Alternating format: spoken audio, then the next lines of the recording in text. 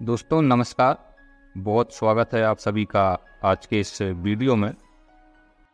आज का ये वीडियो विशेष रूप से उन फसलों के लिए है जो गर्मियों में बोई जाती हैं और उसमें भी विशेष रूप से फल आते समय हमें क्या करना चाहिए उसके लिए ये वीडियो है। तो मुख्य रूप से उड़द और मूंग के लिए बेहद ज़रूरी ये वीडियो है, तो पूरा वीडियो अंत तक ज़रूर देखिएगा। चलिए वीडियो को स्टार्ट करते हैं।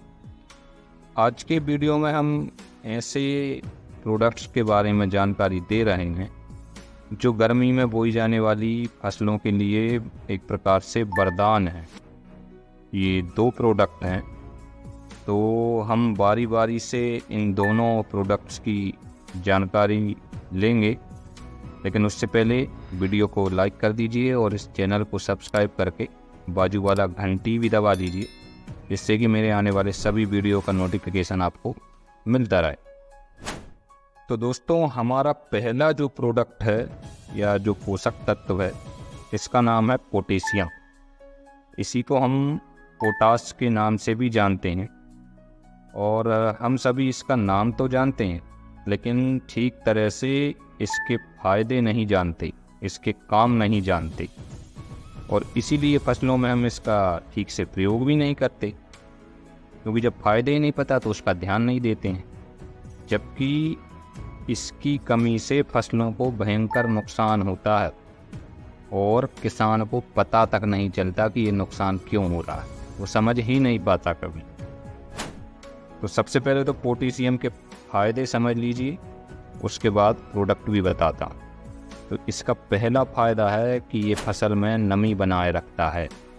फसल में जो पत्तियों में स्टोमेटा होते हैं, उनके माध्यम से गर्मी में फसल का जो पानी है वो भाप बन करके उड़ जाता है और इसी से फसल को पानी की कमी आती है। तो पोटेशियम भाप बनने से रोकता है, पानी को रोक के रखता है, इससे गर्मी का असर ना पड़े। दूसरा, ये फसल के एंजाइम्स को एक्टिवेट करता है। जो भी एंजाइम्स हैं जो फसल को पोषक तत्व लेने में काम करते हैं, उनको एक्टिवेट करता है। तीसरा, ये ज़मीन में पड़े हुए पोषक तत्वों को पौधे की पूरी बॉडी में पहुंचाता है, हर अंग तक पहुंचाता है। और अगला इसका जो लाभ है वो है कि ये फलों का आकार बढ़ाएगा, फल में चमक बढ़ाएगा और लास्ट में ओवरऑल उपज की गुणवत्ता में ज़रूरी सुधार करता है। तो ये इतने सारे फ़ायदे हैं जो पोटेशियम करता है। और किसान भाई बुआई के समय ज़मीन में पोटेशियम डालते ही नहीं। अब वो क्यों नहीं डालते हैं, उसका कारण है कि हम लोग जब बुआई करते हैं तो या तो DAP देते हैं या फिर SSP देते हैं।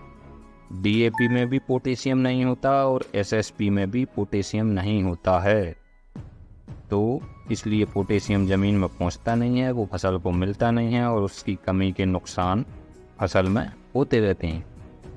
आप में से भी 99% किसानों ने DAP SSP ही दिया होगा, पोटेशियम नहीं दिया होगा। तो अब क्या करेंगे, क्योंकि फसल तो खड़ी है, अब क्या उपाय है? तो वही उपाय मैं बता रहा हूँ। तो अब हम फसल में एक स्प्रे कर सकते हैं जो पोटेशियम की पूर्ति कर देगा।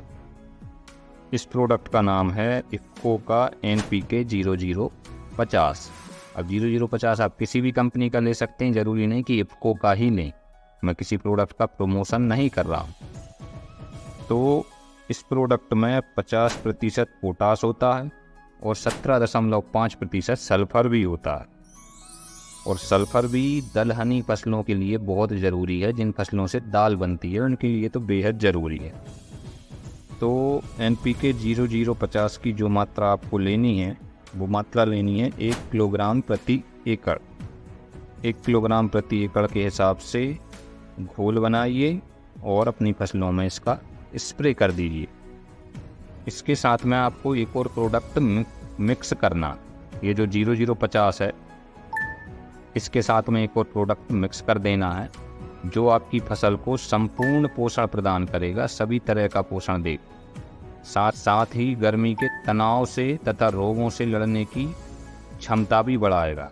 गर्मी के तनाव से बचाएगा और रोगों से लड़ने की क्षमता प्रदान करेगा। तो इस प्रोडक्ट का नाम है जीवाग्रो का JBO3। ये जीवाग्रो का प्रोडक्ट है। इसी का एक प्रोडक्ट पहले सिएफ्टॉन के नाम से आता था। तो ये प्रोडक्ट अमीनो एसिड्स और पेप्टाइड्स का एक शानदार कॉम्बिनेशन, इसको आप यूज़ कर सकते हैं। अमीनो एसिड्स जो हैं ये फसल की बढ़वार में सहायता करते हैं, फूलों की संख्या बढ़ाते हैं, फसल में शर्करा तत्व को बढ़ाते हैं, ग्लूकोज को, साथ ही फूल और फलों को झड़ने से भी रोकते हैं। साथ ही इसमें उपलब्ध पेप्टाइड्स जो होते हैं, पेप्टाइड्स एक्चुअल में अणु हैं, छोटे छोटे एटम्स जिनको कहते हैं, प्रोटीन के अणु हैं जो फसल को मजबूती प्रदान करते हैं तथा फसल में प्रोटीन की मात्रा में भी बढ़िया संतुलन स्थापित करते हैं, जिससे हमारी फसल बहुत ही अच्छा उत्पादन देती है। तो चलिए मिलते हैं मेरे अगले वीडियो में। बहुत बहुत धन्यवाद। जय हिंद, जय भारत।